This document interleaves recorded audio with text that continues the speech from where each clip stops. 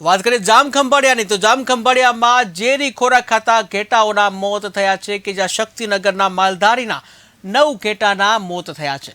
ઘેટા ચરાવતી વખતે 24 ઘેટાઓને અસર થઈ હતી, જ્યાં 14 ઘેટાઓને પશુ તબીબ દ્વારા સારવાર અપાઈ, ત્યારે ઝેરી અસરથી ઘેટાઓના મોત બાદ તંત્ર સફાળું દોડતું થયું।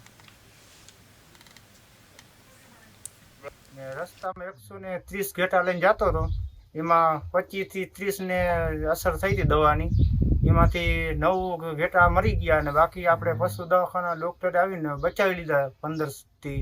આજ રોજ તારીખ 12/3/2024 રોજ ભગાભાઈ નથુભાઈ પરમાર રહે શક્તિનગર તાલુકો ખંભાળિયાના 9 ઘેટાના અચાનક મૃત્યુ થતાં તેઓશ્રીએ અમારા પશુ ચિકિત્સા અધિકારી શ્રી ડૉક્ટર અતુલ પટેલને જાણ કરતાં તેઓએ સ્થળ મુલાકાત લીધી।